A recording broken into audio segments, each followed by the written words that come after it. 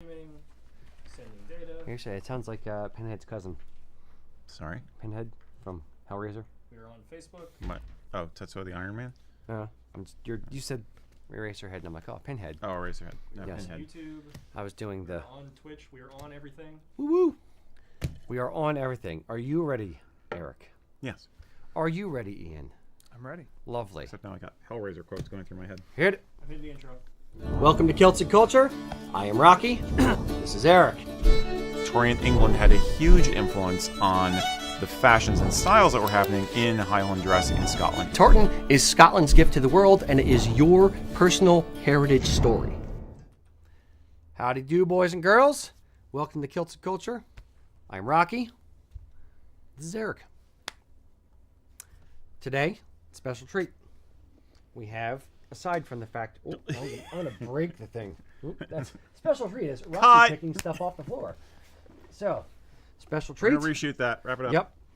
We have a gift from Robert Worthington. This is Stranahan's Blue Peak Irish, or excuse me, single malt whiskey. This is done in Colorado, so it's not Irish at all. It's American Scottish whiskey stuff. I don't know. Anyway, Colorado single malt whiskey. So made with pure mountain snowfall runoff water. Pure Mountain Dew. Yep. So I've been curious about this one for a while. I don't know. It looks pretty good sitting in the bottle. Oh, that's a big bottle. You can have that one. All right, I'll get that one to Ian. There you go. And Ian is on the show today, as Yes. you may have just sussed out. Hello. And there's much Ians. Yes, and Indeed. there's much rejoicing over So- however many Ians there were. Exactly. Mm-hmm. Ian, if you would, come collect your Stranahan's Blue Peak. And while you are back there, we will tell everyone what you have on today. Embarrassingly, I'm wearing the same tartan I was wearing the last time I was on the show. I've got on the old Scotland tweed. Mwah, mwah, Looks mwah. very pretty. Very pretty. What do you have on today, Eric? This is the Owen Glendour tartan. Very nice. Very nice. Great Welsh hero, honoring my wife's ancestry. Very nice. Today, I have a kilt that I have not fit in for a while that I decided to wear today. So I'm wearing the McDonald Clanranald Muted. 16-ounce House of Edgar. Love this one. Love it. Love it. Tapeworm has been doing a wonder. Indeed. Yeah. Indeed. Yes. Really, very effective. Yes. Okay. Ian's just going to go ahead and break the set back there. It's all good. So, how do we feel about Stranahan's Blue Peak? What do you mean, how do we feel? I haven't tasted it yet. Smell it. How do I feel about the odors? This is a very strong nose. Yeah.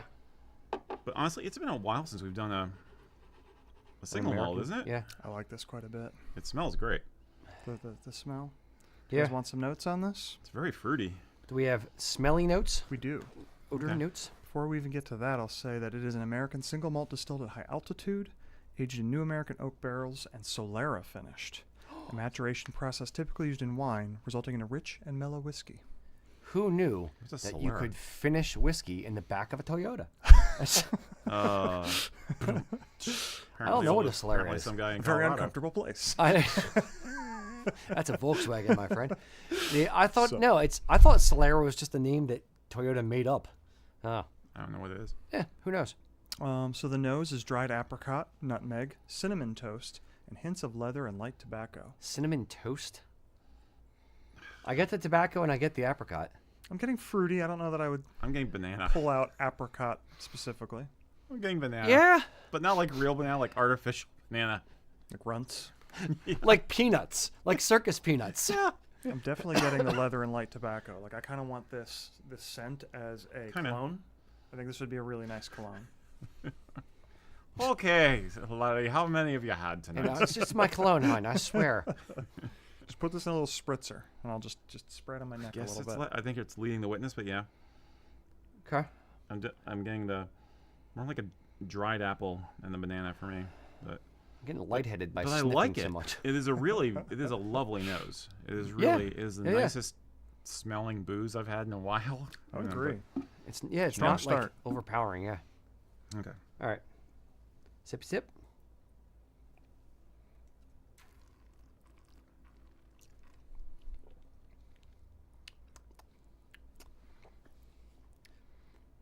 Sweet.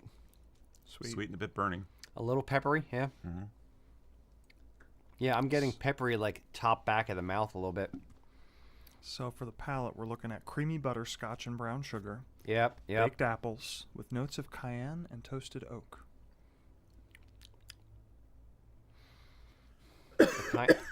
Cayenne, yeah, okay, a little. I guess That's that's the that peppery. little spicy, a little It's bit. just a way of saying spicy. I know. Yeah, I'm it's spicier definitely getting than the average. butterscotchy kind of, yeah, a little bit.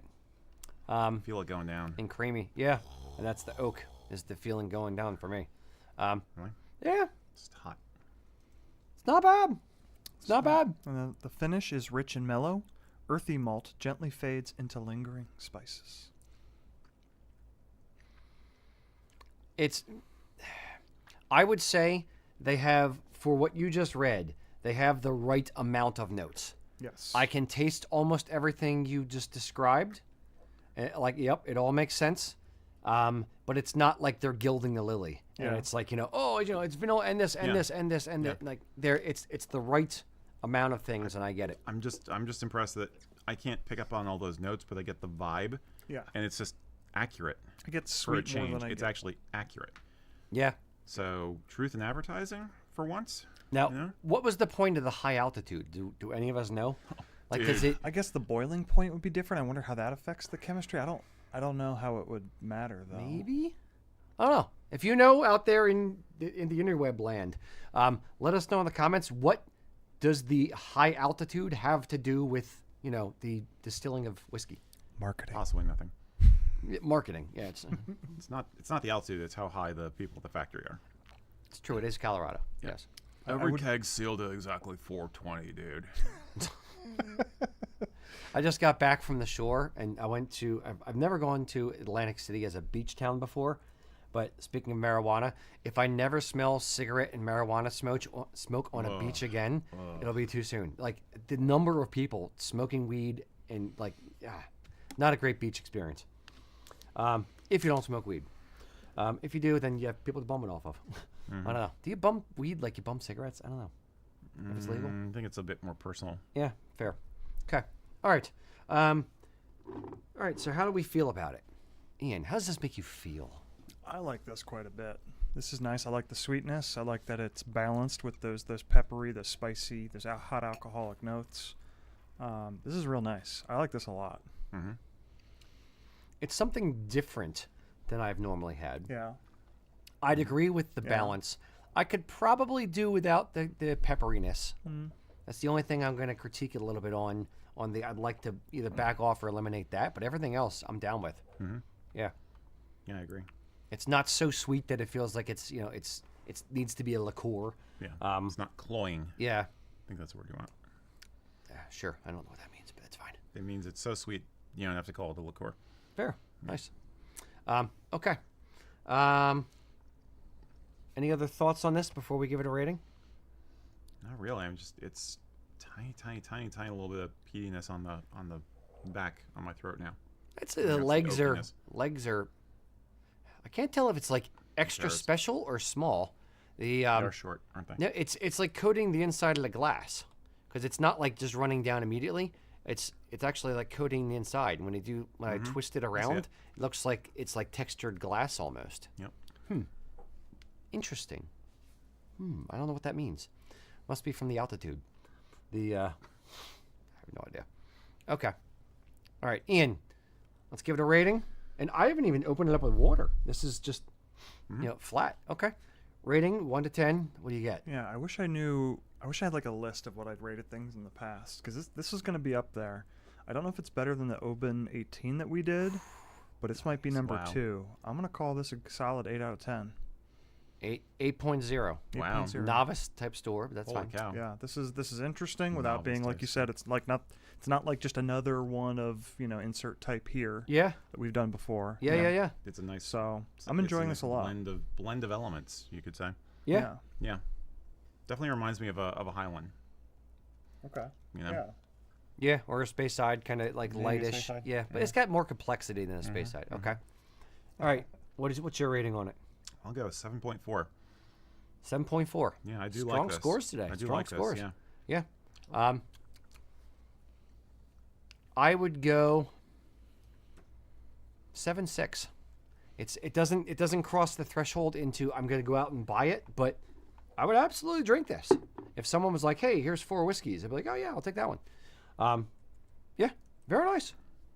Good score. Yeah, good stuff. Thank you. Stranahan's Blue Peak. Robert. That's Robert Worthington. Thank you very much, sir. Yeah, nice. We don't do a lot of American whiskeys specifically in the show. We do bourbons on occasion when people get us. Yeah, well, there are more American bourbon makers than Yeah. single malt Yeah. makers. So, but Yeah, that's good stuff. yeah, this is delightful. Yeah. We may have lost our connection to this one if it's not available outside the state, because Robert Worthington has fled Colorado. Oh no. Uh-oh. Yeah. The police were after I him. finally caught up with him, huh? Very good. All right. Boys and girls, load your questions in. You know the drill. Any questions Whoa. you have? Yeah, I'm gonna spill everything today. You gotta fix that. I know. It's slicking up the carpet. Wax the carpet. Wax on, wax off. Load in your questions. Any Kilts/culture questions you have. We are but your humble servants here to answer any questions you have for us. Pretty please. While Ian starts to collect questions, why don't you tell us what we have pre-asked for the show? Sure. I'm working the scotch through. We had an embarrassment of riches this time. We have a lot of questions. Could not get to all of them by any stretch. Blah, blah, blah. The plated ones, who we've heard from before, I think, asked, what do you think about other uses for a fly plaid? For example, as a wrap or scarf. Because why would you want to wear that thing? Fair. So what do you think about other uses for a fly plaid? The fly plaid, for those who don't know, is the big square of fabric goes over the left shoulder. Typically, it's only worn for very, very formal events. You do not have to wear it to be formal, but a formal event would be where you would wear it. What do we think about them? There's not a lot of customers who get fly plaids. Like maybe 10% of the people who get a wool kilt will get a fly plaid because you want to get it the same time as your kilt, so it matches the fabric in your kilt. Right. But you don't need to have it. That said, once you have it, what do you do with this if you don't do that much formal stuff? I would say, typically speaking, it's not a great functioning piece of kit. It's great for pictures. It looks nice. It looks pretty. That's why guys get it. But it does kind of drag at the shoulder of the jacket a little bit as you're wearing it. So what I try to do is, okay, let's think of other uses for it. Now, if you have a ceremony and your wife doesn't have your bride doesn't have a tartan, because you wear it for formal. So if you're wearing it at your wedding and your bride doesn't have a tartan, the groom can, we've suggested on occasion, the groom could take off the fly plaid with the brooch off and then, wrap it around her like a shawl, as in, I'm accepting you into our family kind of thing. You can just make it as a shawl for her after the wedding as well. So that's one good thing you can do. 2 ways, either by just folding it over into caddy corner, so that the one corner that has the box plate in it on the fly plaid is kind of tucked to the back, so she can just wrap it around her as a shawl. That's if you don't want to mess with the box plate and the one line of stitching that's in it. If you want to make it a more permanent change because you're never going to wear the thing after the wedding, then I would say rip out that stitching and iron that flat, and you have a shawl right there. What are your thoughts on other things to do with a fly plaid? Burial shroud. Burial shroud. Okay. No, yeah, I'd say if you are willing and comfortable with picking the stitching out of the box plate, like Rocky said, then yeah, you could turn it into a shawl as is, folding it, like you said, like into a triangle, and then you could actually, if you have somebody who's handy with a needle, they could possibly cut a slit in the middle and turn it into a poncho. Yep.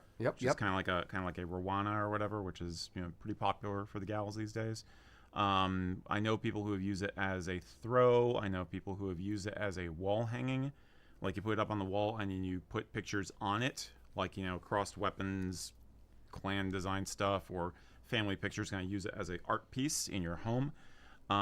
You could kind of keep it just as is and take it along as a a small day plaid, like to festivals and stuff. I mean, because basically, day plaid is a picnic blanket that you wear, you know, and it was very popular back in the day, and not as popular now, but it's starting to come back. We occasionally get requests for them. It doesn't have to be in the same tartan as your kilt, but these days people want it to be. So you could kind of use it, take it around, wear it, you know, with a tweed set for a day at a festival, and then actually use it for what it was intended for. But it's not. It'd be a very small. It'd be extremely small. Yeah, because it's only about 46 to 50 inches ish square. Yeah. Ian, how wide's a day plaid? Do you remember? Is it 2 yards essentially? 2 yards by 60 is typically what we made them.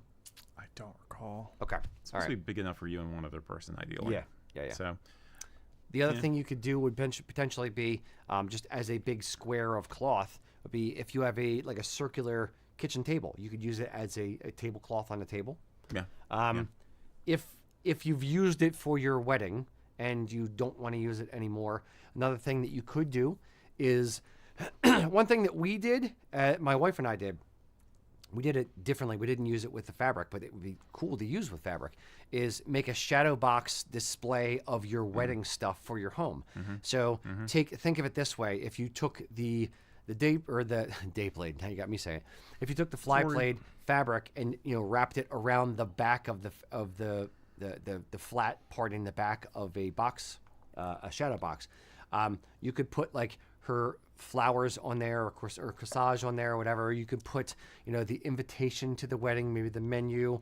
If you wrote your own vows or something like that, any of the mementos of the day, put in there and pin it to that as like the backboard for a shadow box. That could be something pretty neat too. Yeah. So there you go. There's a few different ideas for you to do with your fly plate if you don't want to use it anymore. Yeah, it's mostly home goods. Yeah. Basically, once you're done with it for what it was intended for. Or cut it up, make it a pillow, like make it into other things. If you're not going to use it anymore, don't let it go to waste. Do something else with it. You may be able to make a baby kilt out of it once your kids are born. Don't just let it kind of languish in the back of the closet to never be used again. Do something else with it. Cool. Right. Hope that helps. Mr. Ian. Yes. What do we have on the interwebs over there? So I've got a question here from YouTube from a user named Baphomet, who is, apparently watching our show. The Baphomet? The Baphomet. Wow. The one and One only. can I know only they got assume. reception down there. If there's one place our show broadcasts. Good old Baphomet. I don't remember if you answered this question before, but where would a kid put his phone if it doesn't fit in their Sporran? Where does a kid put his phone? So presumably he's got a kid's Sporran, which is Yes. much smaller than Yes. a grown man's Sporran. I'm trying to come up Yeah. with a joke about Baphomet being a goat, therefore it's a kid's Sporran, and it's just not working. I see what you're But, doing there. I see what yeah. you're doing. You put all the parts Okay. on the table, we can all assume the joke. Thank you. Yes, thank exactly. You. Something, goat. Yeah. A kid with a cell phone. Depends and on a how kilt. old the child is. Yeah. Like, I don't want to get into a discussion about, how old is too old or too young for a kid to have a cell phone. Yeah. Right. Because that varies. If it's a child's Sporran, we can kind of get into it a little bit. Now, There's a couple of ways to do because this. there's basically 3 sizes of child Sporrans. There's baby, there's middle, and there's almost teen. So, 9, 10, you're in the larger. 9, 10, 11, you're in the larger. I have to kid assume it's Sporran. something like that Yeah. they're talking about, probably on the Yeah. larger side. 12 or 13, you're probably into an adult Sporran essentially. What would you do? You can eat. Well, okay. You can get a belt pouch and put a cell phone in that. You can get a larger Sporran because they're going to grow into it. That's the easy answer. Yeah. I'm trying to think. What else? Where else? Just give it to the parent. Sorry, Dad. Sorry, Baphomet. I'm kind of guessing that maybe this is a situation like where you're going to a festival, you're letting the kid go off with somebody else, and you want to be in touch with them, make sure that they stay in touch with you, so they have to have their phone on them. I think the belt pouch is a good idea. You even make like a fabric belt pouch, like if you have extra tartan lying around from the kilt, like if you cut up your fly plaid from your wedding, and make them just like something subtle and simple and comfortable for them to wear. Because if it's not comfortable, it's gonna be a problem for them. That they can slip the phone into. Or under apron pocket. An under apron pocket if you're willing to install one, but that might be a little bit bulky on the size kid, but it might work for some kids. Yeah. That would probably be the smartest way to go, but you have to be crafty. Yeah. To do that. He's crafty. He gets around. Yeah. He's crafty. He's always down. He's crafty. Yo. He's got a gripe. He's crafty. He's just my type. He's Baphomet. No. Beastie Boys from the 1980s. I'm sorry. Okay. She's crafty. No, never mind. Got it. It wasn't Eric's bag. He wasn't into the B-boys like I was. Nope. Ian's just young. I'll say my brain was going to like those lanyard phone holders that some people have used for work settings or for festivals, but that's going to be bulky. Yeah. I'm thinking Depending the on belt the weight pouch. of the phone too. Exactly. Yeah. I mean, are we talking like your phone, or are we talking like a new smaller flip phone? In which case, it's not going to be a problem. But yeah, I think a belt pouch. All right, Ian, did you have something to add that I? Yeah, belt pouch is a great idea. I was thinking that if you are doing some sort of under apron pocket, we usually do them vertical, but maybe for the kid you do it horizontal, so it's not too tall for their small apron. An angle. What I've typically done with my phone, just because I don't like getting in and out of my Sporran 40 times a day, or an hour sometimes, I just kind of tuck it between my kilt and my body. Works better if Pressure you're doing fit, a tucked-in shirt.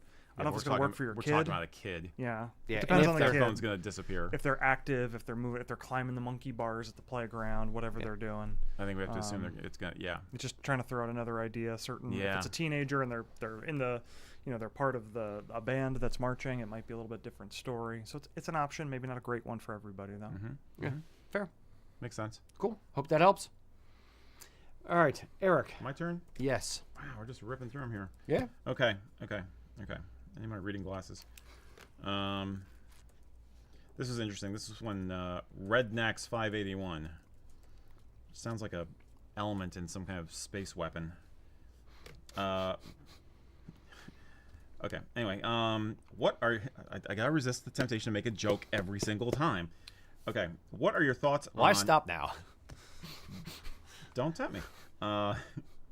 Rednax 581 said, "What are your thoughts on a tweed great kilt, whether it be Harris or Donegal, or even tartan tweeds from the mills like LeCarron and Martin Mills that offer them?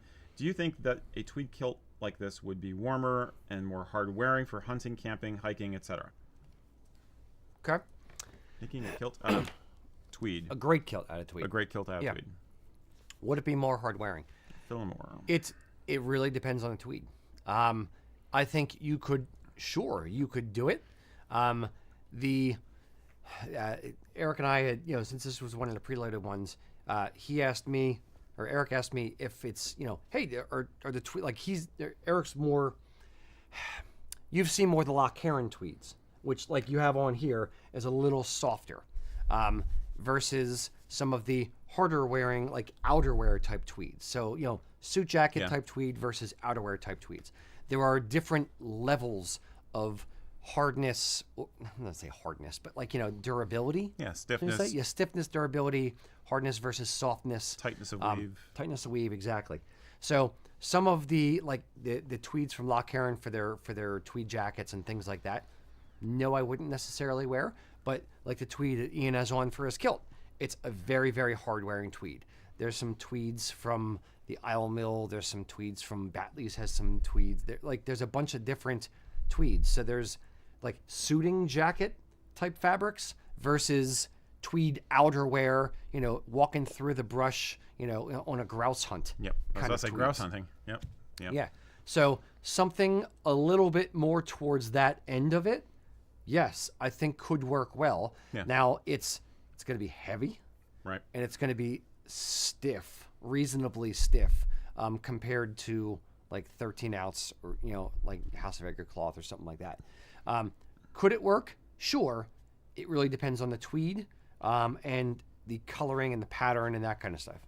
I don't think the coloring or pattern really matter much, but for a great kilt. Yeah, for a great kilt, we're assuming we're not trying to do anything historic here. We're just like, we want the real world application benefits of a great kilt. And yeah, I think it would be very effective, but I think it could also be a little harder to wear because great kilt's not a small amount of fabric, and the idea of bunching all that up to wear it when you're not deploying it as a blanket or as a rain cover, it would excel for those. But for wearing it open, shall we say, just on the shoulder or whatever, when you're not in a bad weather situation, I think could get a little uncomfortable. Yeah, it could be, it's a I don't know. It could be a bit much. It depends. Just like tartan cloth, there's different weights of tweeds from let's say 10 ounce up to 18 ounce. Something 18 ounce meant for outerwear. It's a little bit scratchier. If your legs are sensitive, then like the backs of your knees, for instance. Yeah. If you have sensitive skin, that may kind of rub at the back of the knees a little bit. Yep. It may rub at where it's touching your body. But yeah, somebody asked us a while ago, what would be the best tartan to wear as a great kilt for hunting to blend in for camouflage with the heather and things. And I said in that video, tweed may actually work depending on tweeds. You can match the natural colors. Yeah. So I'm kind weathered. of going back to that. So if you're wearing it for an outdoorsy kind of what's the bushcraft type experience? Yeah, bushcrafting. Yeah. That could work pretty well, and it'd be reasonable camouflage, and it would be a hard-wearing cloth, or could be. Yeah. Not sure I would do it, but it's an interesting idea for sure. Yeah. Just gotta be willing to invest in the cloth to Yeah. do it in the first place. I mean, the good stuff is not exactly cheap, I suppose. True. But cheap ain't good, and good ain't cheap. Yup. Very good. It's my rigorism for the day. All right, Ian. Yes. What do we have on deck? So let's see. What do I have here? This is an interesting question. I'm going to expand on it a little bit. Marcus over on YouTube has asked us, Pretty good. has Rocky or Eric ever seen rose gold accessories in Highland wear? I usually only see gold or pewter. And beyond rose gold, like if there is something interesting out there to do besides pewter or gold, what would you guys want to see? I'm biased against rose gold. I have not seen rose gold accessories in menswear. It's extremely popular for women's wear right now. My daughter has a ton of rose gold stuff, for instance. I don't think I've ever seen a rose gold kilt pin or anything like that, to be honest. And I could see it possibly blending well with some tartans. From a color standpoint, it's an interesting idea. Like I could see it blending nicely with some of the Williams of Bannockburn colors or muted colors. It could be an interesting effect, but I don't know of anybody who's making anything like that. Or weathered colors like with that red. Yeah. Yeah. The rose gold is one of those that it goes. My high school girlfriend's father was a jeweler, so I know a little bit. The rose gold comes in and out of fashion. Yeah. And oftentimes rose gold is mixed with other golds as well because it's a very particular taste. So I would say, no, I've never seen rose gold for kilt accessories. That said, and frankly, there aren't too many gold kilt accessories. It's most guys stick with white metals, a little bit into yellow metals, where it's kind of opened up a touch is with copper or chocolate bronze kilt accessories. Yeah, you have a black one. Yeah. I thought I put on my copper one. So there are companies that play with different finishes on the metal. It's not going to be gold, like actual gold. It'll be a gilt finish or a chocolate bronze or copperish kind of finish to a pewter typically. But no, there are not many gold colored, actual gold or colored gold accessories for kilt stuff. The vast majority specifically designed for kilts are silver because, frankly speaking, 98% of guys, 95% of guys want silver colored or antiqued, but it's still in the silver family, a white metal color. Mm-hmm. Outside of that, there's a little bit who want gold, maybe 1 or 2%. Welsh. Yeah, but the Welsh just kind of they forced that upon the market. That was a weird tangential point that I'm actually kind of happy you brought up. Is the Welsh accessories were gold when they first started, and then what ended up happening when I spoke with Tony, the guy that owns the Welsh Tartan Center, way back when, and all the Welsh accessories were gold because he was specifically doing things to be different from the Scottish accessories. So he figured they're silver. We're going to have our buttons, we're going to have our kilt pins, we're going to have our metal, all be gold. And what he found out was that people were coming to him and saying, hey, I love this buckle. Do you have it in silver? I love that kilt pin. Do you have it in silver? So he said, okay, fine. So he started doing a gold and a silver line of Welsh accessories. And when I sat down with them way back when, I said, why don't you just do a kilt pin with a gold dragon on a silver pin? So you only have to carry one. And it was kind of that, I should have had a V8 moment. He's like, that's a great idea. We should do this now. We're cutting how much stuff we have to carry in half. But the point is, there wasn't a huge outcry for gold stuff. There's enough, but it's just kind of on the fringe. Yeah. The black metal stuff as a finish were kind of, black metal and black metal finish. Where it was kind of a little bit of a blip on the radar with the black shadow tartans. There was some, a bit of a call for black finishes on metal, but it kind of went away for the most part. Not all the way, not completely. Not completely, but for the most part, it went away. And there's kind of the chocolate bronze thing. Yes. This is my buckle for when I want to go get lost in the woods. And it shoots lasers, apparently. Yeah. That was a black metal music video for all you black metal music video fans out there. Yeah, I would say if you want to play with rose gold, you're going to have to dip into women's accessories like on eBay or something and see if you find something that looks kind of like it'd be a fun pin. But, yeah. I have a random thought. I don't know how it works, but if you could take a brooch or a pin that you like, if you really, really have to have rose gold, if you could take something like that and take it to get plated, get or to go to a jeweler and see if they can electroplate it or something like that. Maybe you could do that. I don't know if that's a thing, if that can be done, unless you know an electroplater. But I don't know. Good luck. I have no idea. All right. Was that Ian? All right, Eric. That was Ian. What do we got next? Okay, first we have Baphomet. Now we have 666 King Drummer. It's all Satan all the time. What the heck, Here at the guys? Kilts and Culture channel. No, we're having a devilishly good time. Mr. Drummer is asking, now that we have American-themed tartans, when are we getting American-themed kilt accessories? And this might be directed specifically at us, because we just came out with some American things, but, the American Dream tartan. I've seen American-themed stuff over the years, but it's always been the cheap-ass stuff from overseas, usually. Not always the... There was the Don McKee buckle, which was like he is the standout. super high-end, he is expensive. the standout exception. Yes. If only someone were doing something like that now. Get out of our heads. It's yes.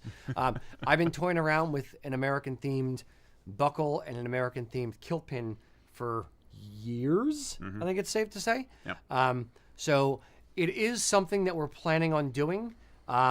We may or may not have prototypes in the works for a buckle, and we're maybe dealing with a kilt pin that may be coming out soon. If you look closely, you may eventually see it on the website. So keep your eyes peeled on this space. At some point, you may see some different American type accessories. That's all I'm going to say about that. I think I've said enough. Enough said. Yep. That was short. That wasn't very slick. And that, for the record, that was an honest question that came in, and I'm like, It was. how do these people know what I'm thinking? Get out of my brain, More YouTube. than one person asked about it. Was Yeah, I know. Yeah, so it was like, yeah. Yeah. No. Yeah. We're planning on doing some cool stuff. So watch this space, as they say. I helped design the kilt pin. Yes, indeed. I'd say you. Yeah. Well, I designed the shield bit, but the other thing. The other thing on the kilt pin may or may not be. Yes. Keep an eye out. Eric did a very good 2 job eyes even. finding some good Stuff. stuff. Yes, indeed. Okay. All right, Ian, Moving right along. what do we got? Okay, we're moving along quickly here. We are. Yeah. So we don't frequently answer a rapid fire questions show. about our specific products. We try to keep it more broad and general, but since we just kind of had an answer that included one, We never talk about any products that we may or may not be coming out with in a very short period of time on the show. This is absolutely something we don't do, generally speaking. So I'll sneak in a second one here. From Justin Victor. Are there any plans to re-release any of the two-toned House of Cheviot Lewis hosts? Oh my God. What the hell, guys? Checks in the mail. No, there may or may not be plans to re-release two-tone Kilt hose at some point in the future, which I literally thought about like a month and a half Yeah. ago and Yeah. went through some exercises of pricing on it and then dropped off my plate because 1,000 things came back onto the plate. Oh man. We thought nobody was interested for a long time, and Yeah. then he was like just speculating, like, a few weeks ago, like, maybe you might be trying to try it again. Yeah. You know? So Was it because you were wearing a pair? yeah, You I wore. You pulled a pair out of the closet. Yeah. Yeah. I wore them on a TikTok video. Right. And then, like, a bunch of people weirdly started asking us about it. And I'm like, all right, maybe I'll give it a shot again. And, yeah. So, maybe. They might come out at some point. Damn it. I got to throw more money at all this stuff. Oh, these things know. get expensive. All right. That stuff we put in the water is working, apparently. Yeah. All right, Ian, we'll do another one from yeah, you. let's do another one from yeah. me, because that was just way Okay. too short. These are And not it's- meant and to it's be product plug, product- guys. Yeah, let's do one that's not about us, please. I am totally ready for another question. I'm Good. so glad So you happy you're asked. doing your job. Over on YouTube, Corey Brass has asked us, any reason I shouldn't wear a horsehair sporran with casual wear? I think I look good in it, and it suits my personality. I'll also add that there's quite a bit of discussion about this in the chat already, and he did kind of indicate he's talking about Converse shoes, T-shirt. So that's the level of casual sure. he's looking at. Like super cash. Super like cash. really cash. Would I versus can you? Those are two separate things. Can you? Sure. Paul from the Real Mackenzies wears a horsehair sporran, Yep. a Mackenzie tartan kilt, a leather jacket, a Glengarry hat. Yep. You know, it's And and Docs. combat boots. Combat boots, yep. He's a rock star on stage doing a thing as part of a performance art. If you view your clothing as part of your performance art for the world, so to speak, then sure, it's not illegal. No one is going to stop you. Would I do it? No. It's typically speaking, if you go back in history, horsehair sporrans or goat hair sporrans were worn by Victorians, and they kind of fell out of style for civilian wear, and it was just kind of relegated to military. So military or pipe bands would wear horsehair sporrans, not really civilians. They're basically because they're very expensive and they're I won't say difficult to take care of, but they can get a little bit wiry and a little wild. Challenging. Challenging. Thank you. Yeah. So it's not something that a lot of people do, and it's so for civilian wear. And if you did wear it for civilian wear, it would typically be more dressier, not Converse sneakers. So it is breaking the rules, air quotes. Now, not saying you can't do it. Our jobs are to kind of explain the rules, explain the conventions, explain tradition, and then it's your job as an individual to figure out where you want to fall on that scale of tradition or non-tradition or, convention or whatever the hell I want. So it's not something that is traditionally done, but there's nothing saying you're not allowed to do it. Eric. In my people, we have a story of a young warrior who came to work at a kilt shop. He was brash. Rock and roll filled his brain, and he said to himself once when seeing a horsehair sporran on the wall, "I really want that sporran. I would wear it all the time. It's black. It's very goth. very badass, heavy metal looking. I would wear it, even with combat boots. Was it Sue? Was it my mother-in-law? Your Is that mother-in-law. who did it? Yes. She's so goth. I wanted this Sporran so bad, and I kept waiting for him to like give up on it selling because it was just going nowhere. It was hanging on the wall for years.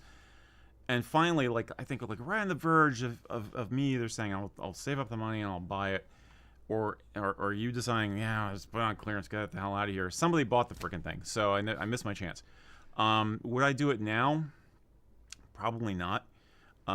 It is absolutely a statement, so I wouldn't go so casual as like Converse and a t-shirt. I mean, okay, boots. You just said goth. Yeah, I mean but it's performance-ish. Yeah, I mean it's just Yeah. when he says Converse, I think like canvas sneakers. I mean, Yeah. take it up one notch. Like if you're going to a metal show, okay? At least Nikes. If you're going to Vakken open air, okay, or if you're going to some other mega music festival and you want to look totally badass with a leather jacket, a la the Mackenzies, and you're doing punk, goth, metal, maybe you get away with it, but it will get tangled. It will probably get trashed pretty quick, so be prepared for that to happen. And yeah, it's gonna be expensive once you find a used one, and it's probably gonna fall apart. I think he already has it. Maybe. Oh, he has it? I think it was saying And he did he wanted say he has one. it or he wants it? The Sporran. He thinks he looks good in it, so I would infer that Yeah. he owns Oh. it. Yeah. Okay. So if he has it, try it. Yeah, but it is definitely not traditional. It's definitely a rebel kind of a look. Yeah. So I'm just Yeah. adding color to what he said already. Yeah. No, but it's. I would say this. Try it. Wear it. Have somebody take a picture of you in it and see if you like it. Like if you may put it together and be like, well, it's a bit much to go out with, or it's a bit unruly if I'm going to be going out and doing a festival or something like that. Maybe I don't want to wear it. So try it once or twice, and your look will evolve over time. It'll become its own thing. You'll develop your own style within Highland wear. So try it and see what happens. And if you don't like it, stop doing it. If you like it, do it. Yep. There you go. All right, that's about it. Okay. What do we got? We are ripping through them today. Do you know like Axl Rose or somebody wear a horsehair? He Or is wore one a of the guys, kilt. Or is I one don't of the know guys if from he... Slipknot? Did Jonathan Davis do it in Korn? Possibly. Jonathan Davis wore kilts. He definitely wore kilts a lot. I don't know if Corey Taylor did from And he Slipknot. played pipes. Yeah, Jonathan Davis plays pipes. Plays pipes. Yeah. I don't know if Corey Taylor from Slipknot wore a horsehair thinking sporran, but I Jonathan know he's Davis. wearing a kilt. I think he wears the McLaughlin, and I know Axl Rose was wearing a kilt. I'm trying to go through my Rolodex of rock stars. Zach Wilde has worn kilts. I'm thinking about the photo gallery. I can't think of anybody else who has many who do a horsehair sporran with the kilt. I mean, because you remember, but Yeah, because anyway, it's much. It is much. It is very much. Okay. McLean Samus asked us, at what point in history did tartans begin to appear in nations outside of Scotland? Yay, culture question. What point did they begin to appear? Now, there's a sliding scale with begin to appear. Like begin as in like one guy did it, or begin as in it was seen more commonly. So see that hair? We're gonna split that exactly about a billion times here. Yeah, I was gonna say about 6 or 7 different ways. Yep. So we'll start with the earliest that I could consider begin to appear. Maybe as Scots emigrated to America, as there was the clearances, kind of 1700s, 1800s, maybe the British military coming to the U.S. Or in 1776, 75, 78, that kind of time frame. But that would be more, but that would be more like specifically with a military setting. As a fashion thing, maybe the 1800s. As the fashion grew, the tartan movement, so to speak, in the 1820s through the 1850s, 60s in Scotland and the UK. As people emigrated to the US, they may have brought that love of tartan with them. as Americans traveled to Scotland, travel was a lot less common, but as Americans traveled to Scotland and caught the tartan bug and came back, they may have, brought back some souvenirs. There is evidence of Wilson's Bannockburn. There's at least a couple of letters of Wilson's Bannockburn supplying fabric stores in New York City in the fashion district, in the fabric district, okay. supplying them with tartans. Not necessarily clan tartans, but hey, give me some green tartans, give me some blue, give me some reds. Interesting. Whatever is selling well. I know there's one letter of Wilson supplying a plantation in South Carolina with tartan for the staff. So, the house staff would have, tartan vests or whatever they had, as in tartan. But it became a fashionable thing, it kind of spread. And it wasn't necessarily particular clan tartans, but it would be fashion tartans, at least to start. Thoughts?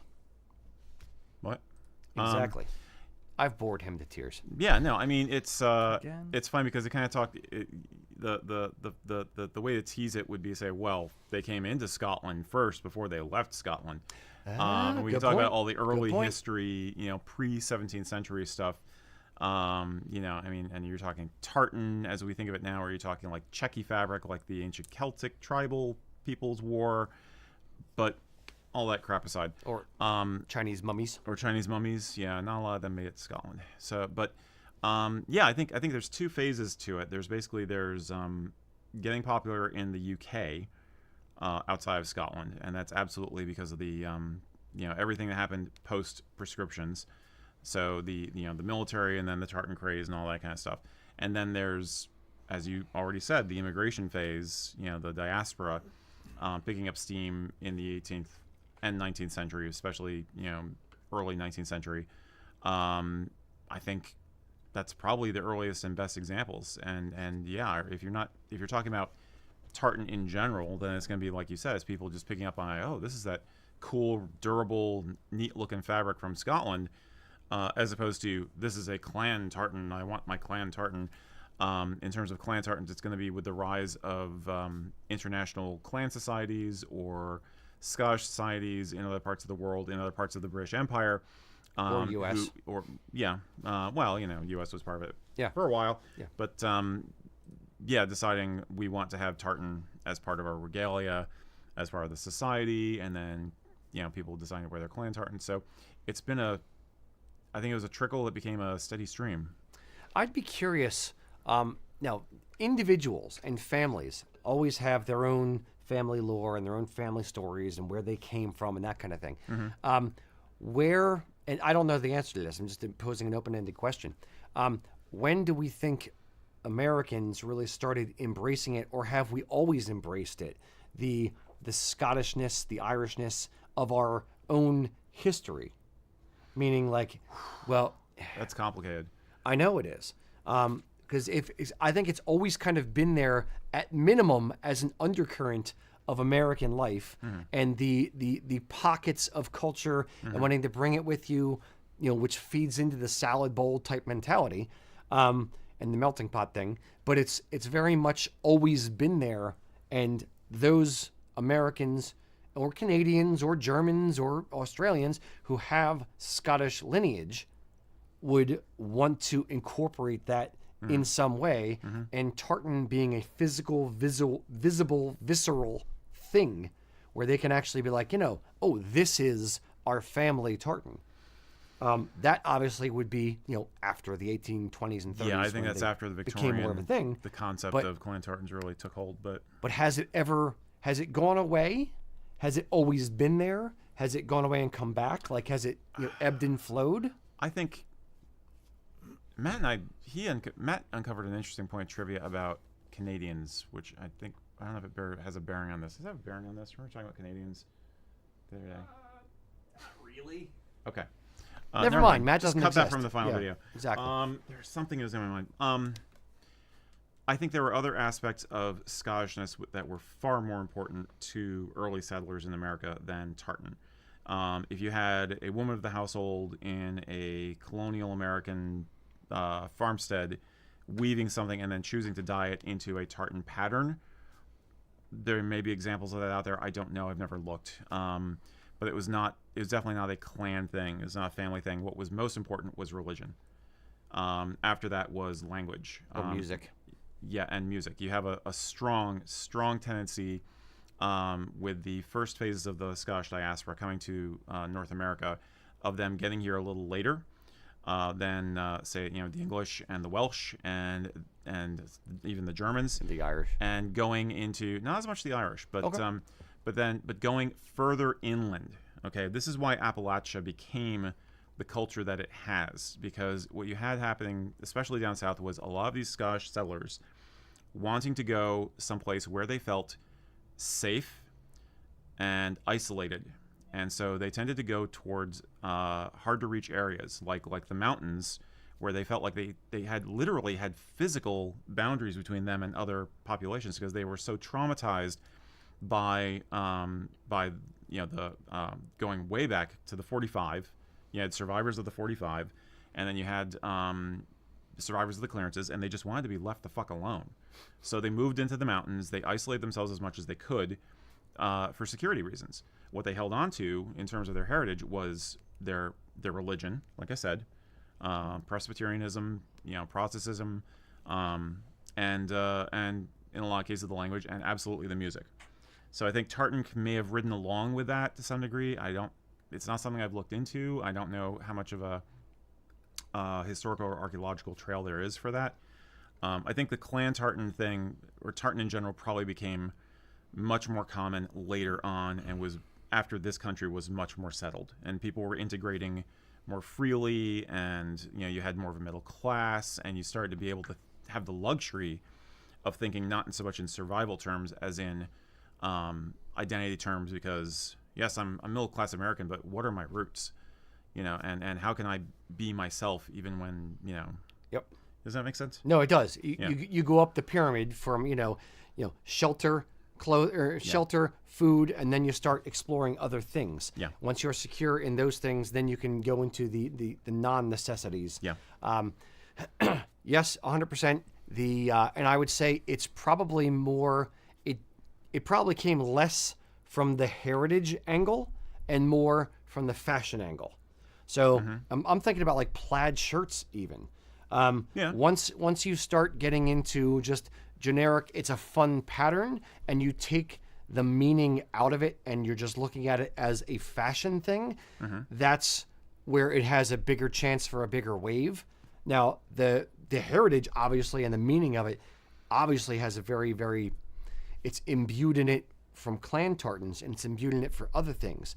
But if you're not Scottish, that's where you have a chance to make a bigger impact with tartan. Does that make sense?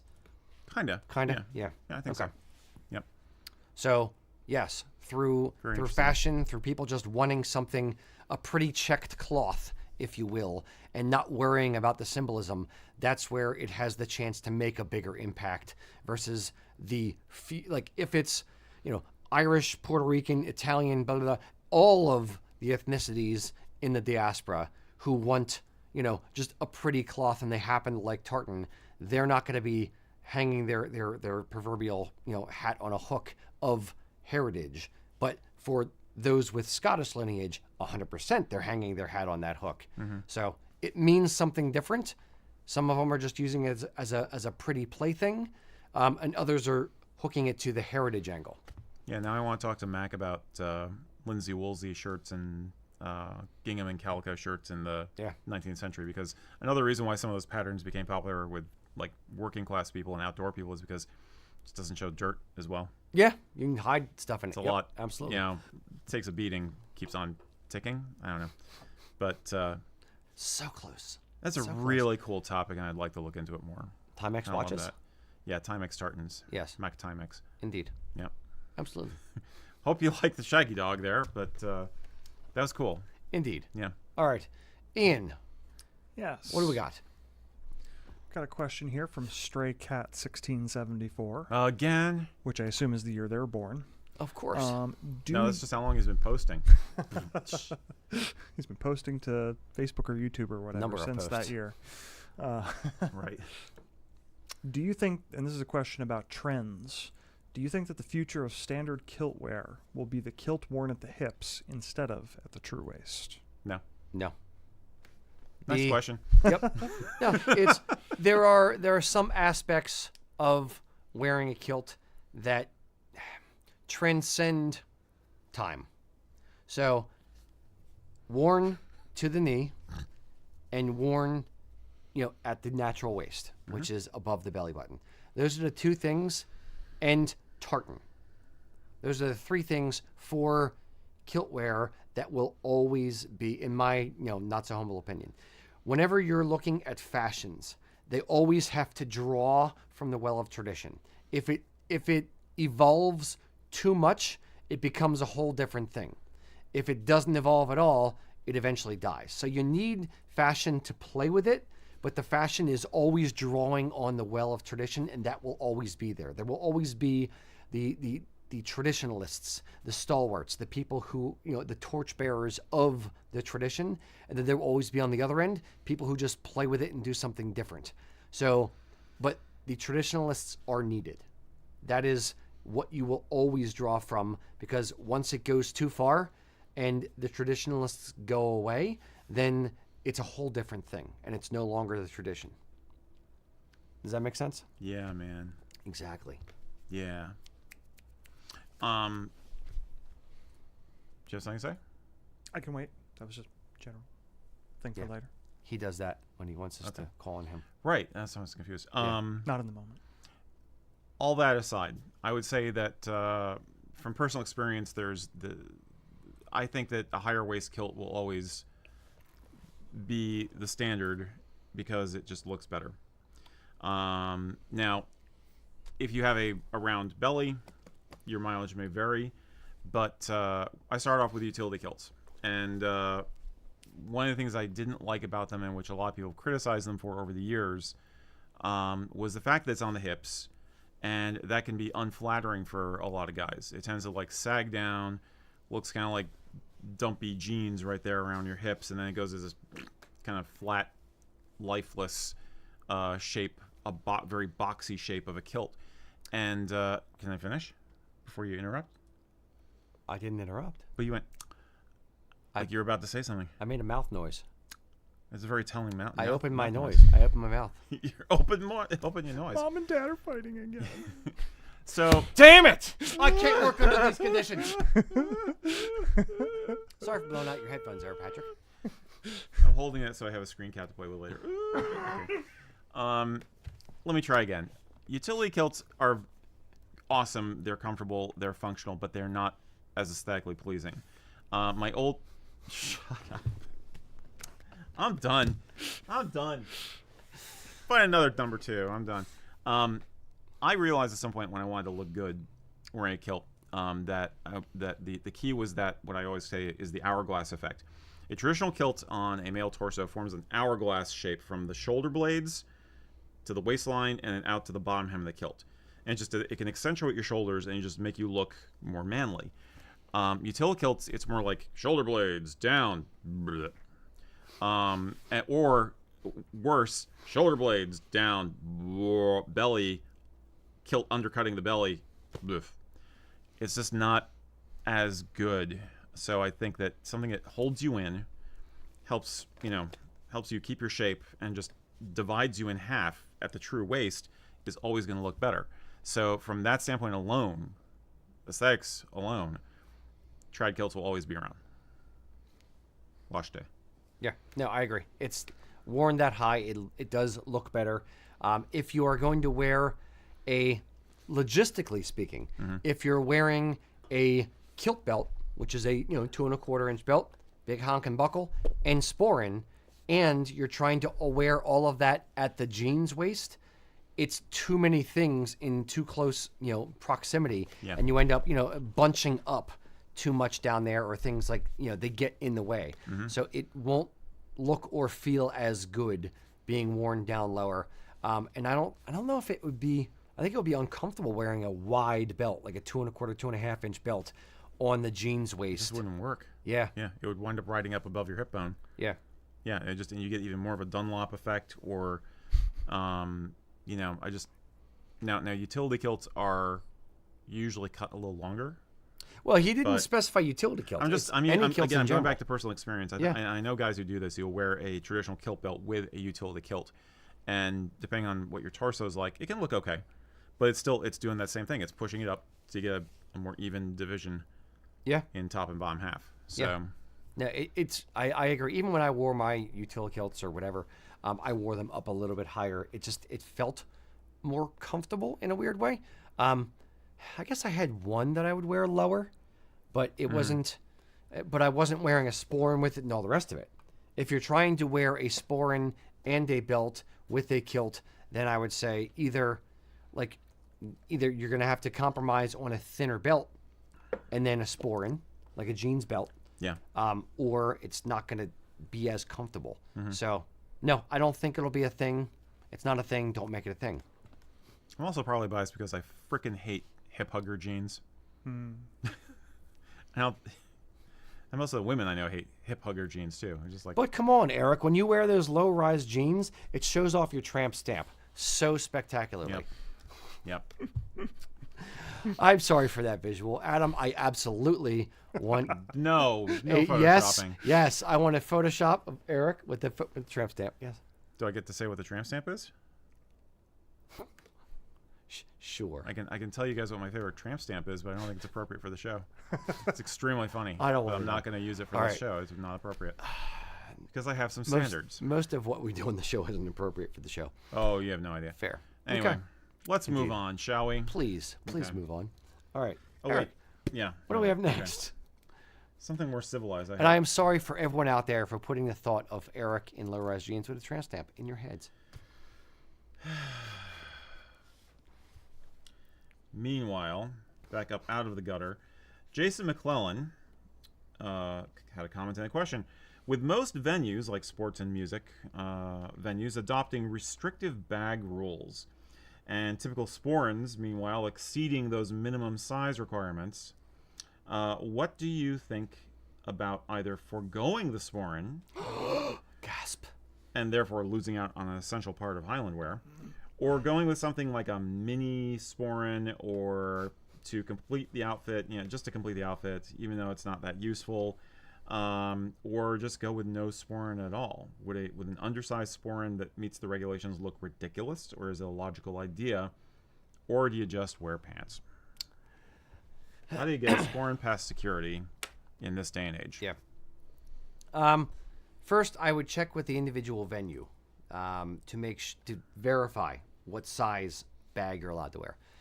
I might even ask them, hey, how strict on the bag regulations are you? Is it, if it's, 6 by 10, let's just say, is their bag regulation size? If I have something that's 8 by 8, is that close enough? If they say, yeah, sure, it's fine, then just fine, wear it. A lot of times the guys at security, again, depending on how, if it's like a small concert venue, they may not care. If it's a big, like when I go to the Flyers, they have like a little box you're supposed to put the thing in, and say, okay, does this fit the the dimensions? For in the instance of our hockey games we went to, it was not actually the Flyers who cared about it. It was the NHL imposing restrictions on the venues. So the people, the security there really didn't care that much. What I did anyway, and I think I've told this story before, but I'll tell it again, is I would take a Sporran that has minimal metal on it, just a snap. So it was our economy day Sporran with just a little metal snap. And for the strap, I would actually wear a leather Sporran strap. I would take the Sporran and the strap, put all the metal bits on my right-hand side by my waist and hip buckle, and I'd tuck the Sporran inside my kilt. I had my phone and my money in my hand, and I had my Sporran shoved inside of my kilt. I went through security, put the phone and the money over there. Okay, guys, I'm good to go. Oh, yeah, there's a buckle there. That's why that metal's going off. Yeah, go ahead and do the wand thing. Cool. All right. Walk 10 feet in, pull the Sporran out, put the phone and the money inside the Sporran, walk in. No one bothered me the rest of the time. So, your mileage may vary.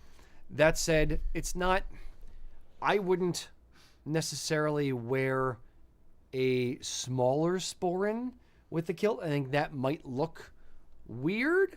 I might, hack together some kind of, if you're handy with a thread and needle, sew on a pocket to the under apron of your kilt. If you really want to wear a kilt, I would find a way to do it and get your essential stuff with you. Alternatively, if you're really scared, don't want to wear the wrong size Sporran, and don't want to try to sneak it in, and the venue is going to be a jerk about it, if you have a wife or a girlfriend, ask if she'll hold your stuff or just take less stuff with you. That's my ideas. Yeah. Did you once say you liked using an economy Sporran? Yeah. Because if you could hide it, it was less. Yeah, that's what I said. Yeah, you did say economy. Yep, Okay, yep. my mistake. I didn't know if you specified the type of Sporran, but yeah, Yep. simpler Less would be metal. better. And if there is a problem and they make you give it up, then you're not losing much. Yeah, that's true. And then clearly you need a clear plastic Sporran, made of the polypropylene or whatever. Now, most venues, in fairness to most venues, when you go into a venue, if they're going to have a screening station and a metal detector and that kind of stuff, it's usually before you hand the ticket. Yeah. So if you go through and they're like, oh, you have a pocket knife, you can still run out to your car, throw it in the car, and come back in. Same thing will go for your Sporran. So it's just a matter of how much stuff do you want to bring in. Mm-hmm.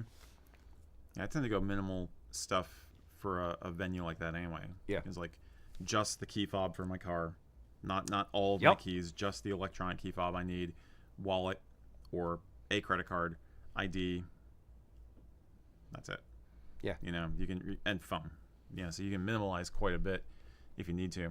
But if you're gonna sneak it in, get every bit of metal off there that you can. Yeah. Just using my my money clip as an example. That's a weapon. I used to go to like many Flyers games, and this is like a multi-tool thing. Here, I'm gonna hold it up here so you can see it. They've seen it before. It's a multi-tool thing. So there's no knife on it. The closest thing on there is like a can opener, and of course bottle openers.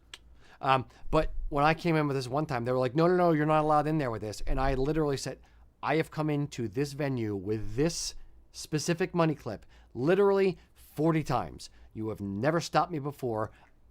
I'm going in. And they were like, okay, fine. But it's worst case scenario. If I had to go out to the car, I could throw that in the car and come back in if they were really going to make us think about it. Yeah. So just point is, get rid of all of the metal you can. And if you have to hide some metal, hide it underneath the buckles, because you can physically show them that's attached to the kilt. I can't remove it. Don't wear a Sporran chain, wear a Sporran strap. So that way you can hide it underneath there. And less metal. Yes.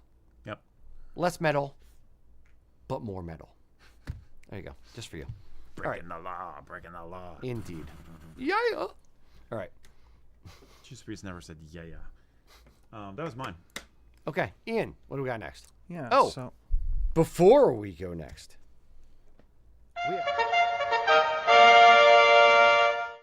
Love kilts? Love the outdoors? Are you on TikTok? Then you may have run into today's ambassador, Michael Falk. Michael spent 20 years in the U.S. Navy Seabees and served as the leading chief petty officer of a tactical movement team in Iraq in 2004. He retired as a chief petty officer in 2010, and after his service, he launched a career in digital animation. Michael's worked for DC Comics and Mad Magazine, and currently does 3D projects for companies like Disney+, Nat Geo, and Netflix. Now, Michael's family is mostly Irish and Scottish, with, as he puts it, a skosh of German thrown in to, quote, keep the alcohol intake well regimented. Michael's grandmother was a Madigan from Limerick, and she helped raise him and his siblings, so he feels especially close to that side of his heritage. And for Michael, his heritage is also a call to action. As he puts it, I am very proud of the Irish and Scottish histories of fighting against oppression and subjugation. For me, it represents a responsibility to speak out, and sometimes act out against any person or group that would take away another's liberty, freedom, or life. Michael first got into kilting about 12 years ago.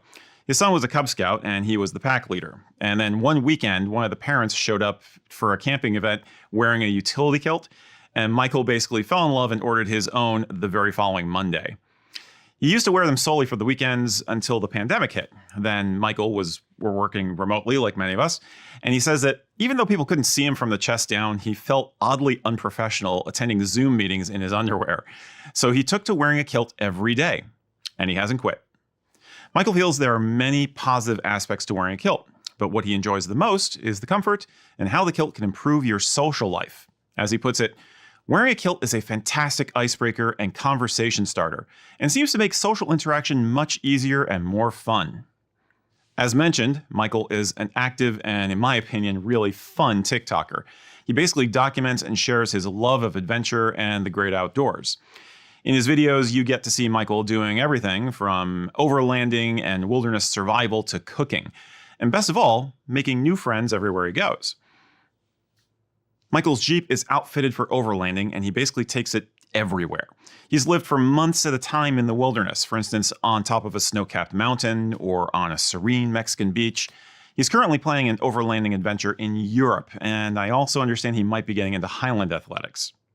As he puts it, I love to travel and test the limits of my own experiences. I enjoy meeting new people, and wearing a kilt every day makes that really easy.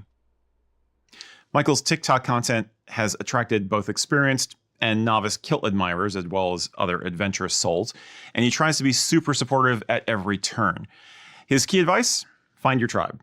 Whether it's in person or online, get to know other guys who love the kilt the same way you do. Seek out that positive energy and then move forward. And absolutely, if you're on TikTok, I highly recommend checking out Michael's content. He's just a great guy, and that personality and that energy is highly contagious. He is. Sucked in. He's a cool looking dude. Hey. Yes. So, here's to Michael. Cheers, Michael. Out there doing cool stuff in kilt. I know you're a left coast guy, but if you ever come east, let us know. We would love to crack open a bottle with you. Cheers. Maybe a bottle of Stranahan's Blue Peak. This is good stuff, guys. And for those of you Really good. Out there on the interwebs, Ian just came over to refill during that brief video intermission. Ian, hold that up. Yeah, he's not driving home tonight. We'll see. If see he if the is, third we're one not does it. responsible. Indeed. Yeah, you know, we have it on video. We have warned you. Put your keys in the bowl. Your wife will need to come pick It's you that up. kind of party, huh? Getting creepy real fast. Okay, there we Two go. kinds of key bowls, guys. I know. All right. Anyway, that was That was mine. the last one was you. Last question was me. Ian. If the Grinch can make that joke, I can. Fair. So I've got a question here that I don't know if we're the best ones to answer it, but it's an interesting question that we haven't answered before. From Mike Gordon. It says, just purchased a Bob Mackie Balmoral. Being retired from the Army, would you care for it as you would with the beret? Soak it in water to shape it, and then shave to get rid of the fuzzies. I have no idea. I don't see why not, if it's real wool, Yeah. but I have no experience. Yeah. Robert Mackie Balmoral will be real wool. It'll be boiled. Yeah. Wool is wool. Yeah. Sure. There's probably much better videos online than us with how to do it, or if it's, I don't know. There probably won't be any videos about shaping a Balmoral necessarily. I don't think it's quite as extreme as having to shape a military beret, like a modern military beret. Yeah, but they're a little bit denser. And the ones I've seen are most of the Balmorals I'm used to have some kind of a lining or a layer inside. So I wouldn't be harsh with the washing process. I would use Woolite and just hand wash gently and then shape, but don't be too obsessive about it. Deep pilling it, sure. If it needs to be deep pilled, then deep pill it with a razor or whatever. But now that said, a Balmoral is not shaped like a beret is. No. And you don't. For those of you out there who may not know what he's talking about, for shaping a beret, he means literally like yanking it down so it hits the bottom of your ear on this side, getting it wet, forming it to your head, and pulling it all the way down. A Balmoral is meant to sit more off the side of the head and just kind of sit. It's off the side. Yes. Sometimes guys wear it literally like, flat. Yeah. Like that. Yeah. So it's It's like I not said, meant it's to be not shaped in the persnickety. same way. Yeah. Yeah, it's not a sculptured turtle shell on your head like the like the Army guys have for theirs. Nobody's gonna inspect you the same way, that's for sure. Yeah. So Fair point. yeah. All right. Gentle, wool-like. Yeah. You wanna do another one? That was short. Sure. You wanna do Do you another have one? one? Sure. I have a question here from TikTok, actually. Yay. From user 51600078145. If that is your real name. The traditional spelling, yes. Of course. Yes. Can kilts be worn to black tie events, and how do you do it? Absolutely. You put it on the bottom half of your body. Yes. And Do the not- pleats go in the back. And the pleats go in the back. Yeah. Actually, if you're on TikTok right now, we have a video, or actually 5 or 4 videos on our channel on how to wear a kilt, how to get dressed in a kilt. Yeah. Yes, 100% kilts can be worn to black tie affairs. In Scotland, they are almost exclusively worn to black tie affairs. Now, there are different bits of kit that you would wear with it. For instance, you would wear a Prince Charlie jacket and vest or a regulation doublet, something that is meant to be worn formally. You would wear a dress sporran, which is meant to be worn formally. You'd wear either, ghillie brogues, or you'd wear buckle brogues, something that are meant to be worn formal. So there's different nuances within it that apply to formal but not to casual daily wear kind of thing. But yes, absolutely, you can wear a kilt for formal. Yeah. And we with Highland wear, Highland dress, and formality, there's some room for movement, especially here in the United States. The diaspora in general. Right. Yeah. So be conservative with the look you put together first. But yeah, it is. You'd be amazed how many kilts we sell for weddings. And 9 times out of 10, they're going for a black tie look in this country, whereas tweeds are more popular now. And over in Scotland, they're much more popular for weddings, less formal than black tie. But yeah, it's in fact, last month we had a question about when did kilts go from being regular daily wear, kind of a common garment, to being special occasion only.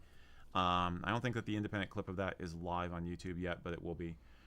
You can look at last month's full-length show on YouTube if you want to see what we said about that. And there were a number of factors in play, but it is absolutely appropriate for black tie. If you're going to a black tie event where people do not necessarily wear Highland wear, if possible, check with the host first. 9 times out of 10, they're going to say, "That's awesome, I can't wait to see it."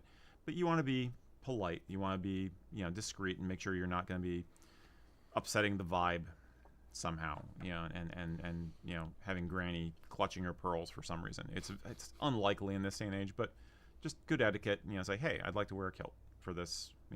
If it's like an opera or a banquet or something like that, just go for it. Or formalized on a cruise or something like that. Yeah, absolutely. Yeah. In fact, we sell a lot of them for cruises. Yep. At this point, a lot of people go on cruises. They want them for the formal dance night. Yeah. So yeah.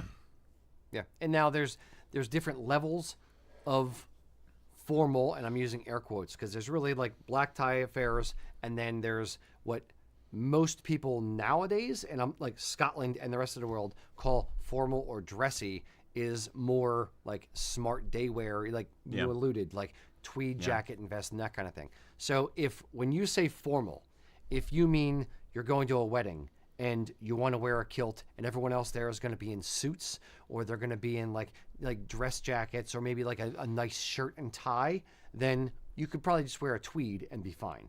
If you mean black tie formal, then yes, you're talking Prince Charlie jacket and vest and that kind of thing. But yes, there are conventions within it, so you definitely want to do a little bit of research. There's a sweet little YouTube channel for USA Kilts I can tell you all about, where we do a lot of different videos, and we probably have a playlist on wearing things formally and that kind of thing. But there's conventions within it, there's rules within it. Try to learn a little bit, try to understand it before you just jump in with both feet. However, yes, 100% kilt 100% can be worn for formal. Yep. Cheers. All right, Eric. Okay. Kyle Smeed.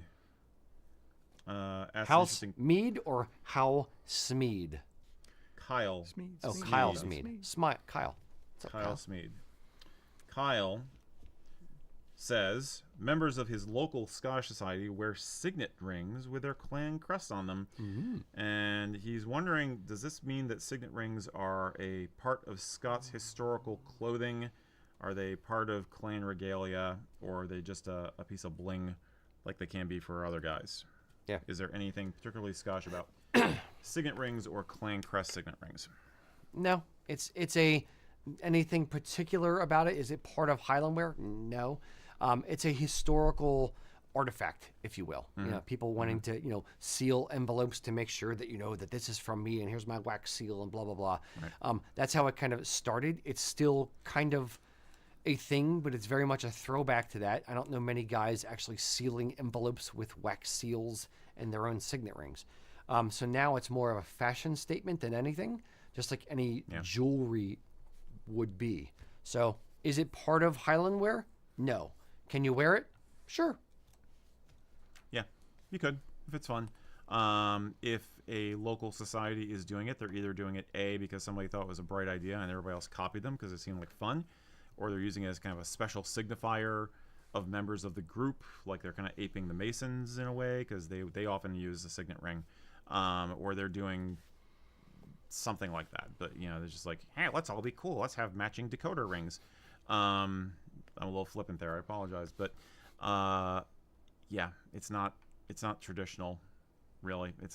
There's no real historic precedent for a clan signet ring. The association isn't traditional. It is a traditional type of ring, but it is not an traditional type of association ring. It's with jewelry Highland wear. now. It used to be functional. Yep. Hasn't been for like 200 years, 300 years. So how dare you? Yeah. If you like it, wear it. If you don't, don't. It has nothing to do with Highland wear. It's fun if you like it. You should wear 8 of them. Yes. Indeed. It has to spell something out though when you do the wax. Plan ahead. Right. It's still my favorite knuckle tattoo is plan ahead with the D left off. I love that tattoo. Yep. I almost want to get it. Yes. All right. Mr. Ian. Okay, we got a question on Facebook from Carl Taylor. Here's a question for you guys. What is a kilt tartan you own but regret buying? And I could answer first if you guys need a little time to think. A kilt tartan, that we own, regret owning. That we regret owning. So I'll give you guys a second to think. How about I jump in with Go mine? ahead. Yeah, go I ahead. wouldn't say I regret it because, I can make my own kilts. It doesn't cost me an excessive quantity. I'm also less precious about tartans having so many. The one that I did do that I ended up getting the least use out of and ended up selling, so again, not a lot of skin off of my back, I did the County Antrim Crest. And when I did that, I kind of knew this isn't really my color palette, but you know what? I'm going to try something new. I'm going to jump in and wear something that's a little outside my comfort zone. And I wore it a few times. I liked it fine. I just ended up not wearing it much. And like I said, I sold it. Probably got most of my money back given that I didn't spend all that much, being that I can make my own. Okay. So that is the closest I come to that answer. I'm ready if you're not. Mine's a lame answer. I should do mine because it's simpler. You're gonna do a story. I am. Okay, so let me define. Thompson Gray. I was the first kilt I ever got when I started working here, and I was very new into getting into tartan at the time, and thought it was pretty cool. I liked it, and then after a few years, I looked at it and I was like, yeah, this is really kind of generic. It's like, eh. It's also a clan tartan. So there's Is Thompson Gray though? Thompson. It's Thompson. Thompson Gray. Yeah, it's Thompson. Okay. Anyway, so that's it. Eventually I gave the kilt away because it was all right, but it wasn't really me. Pretty quickly, I realized it wasn't quite what I wanted. So yeah, I'm gonna put thoughts in your mouth, if you can put thoughts in mouth. Here's what Eric meant to say. I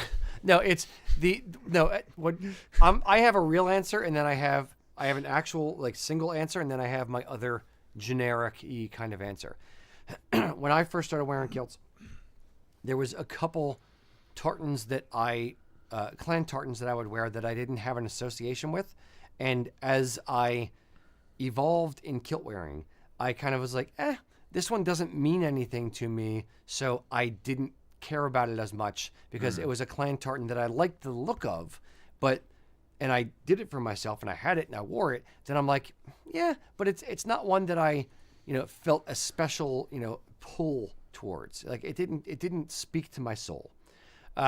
So there's a couple different clan tartans that, I, ended up selling because it's I made it, I wore it, I liked it for a period. Then I'm like, yeah, but I'm not part of that clan, and it's just, I let it go. And that's kind of what I thought you were going to go with a Thompson. That's why I'm saying putting thoughts in your mouth. Okay. My answer was the Carnegie of Skibo tartan. I had two actually, Isle of Skye kilts, and I'm like, okay, I never thought of myself as a purple guy, but I liked Isle of Skye, and I wore it. And I had a 5-yard and I had a hand sewn 8-yard kilt in the Isle of Skye tartan, and I'm like, all right, maybe I'm a purple guy, maybe I just don't know it. So Martin Mills had a universally type tartan called Carnegie of Skibo. It wasn't an actual Carnegie tartan; it was a fashion one, and it had purple in it, and it had green. And I'm like, okay, well, if I talked myself into liking it because I liked Isle of Skye so much. So I got it, and I'm like, all right, I'm gonna make myself this kilt. And I made the kilt, and I almost wish Mac was in that chair today because Mac remembers this story like precisely. I made myself this kilt, and as I'm like literally pleat after pleat after pleat, liking it less and less and less, and I got to the end of the kilt, and I'm like, I don't really like this, and I ended up putting it on and looking at it in a full-length mirror, and I'm like, yeah, I just made myself this kilt, and I don't like it. And I took it off, and I put my other kilt back on that I was wearing that day. And a customer came into the store, and he was like, yeah, I'm looking for a purple tartan. And I looked him up and down, and I was like, you're about my size. And I brought it out and sold it the same day I made it for myself and decided I didn't want it. So that is my example, is the Carnegie of Skibo tartan, which I made for myself and immediately sold before I ever actually wore it.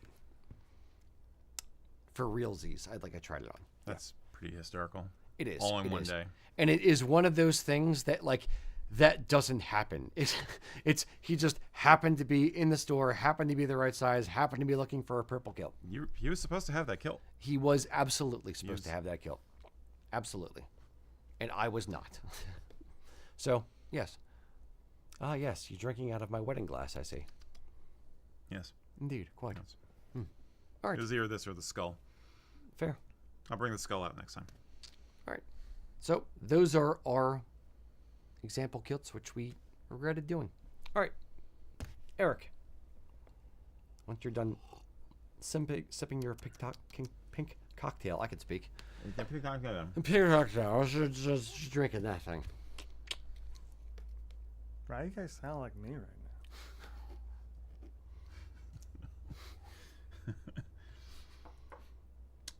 Okay, this is just for fun. Aaron G. Peabody asked, what steps do I need to take?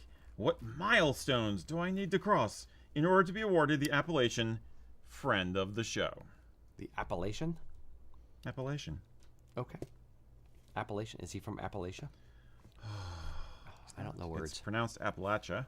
Oh, fair. Okay. That one's for you, Josh. Aaron G. Peabody? Yes. And yea, lo, the Lord said, Aaron G. Peabody, we lay thy blessings upon thee as friend of the show. And the choir sang, and it was good.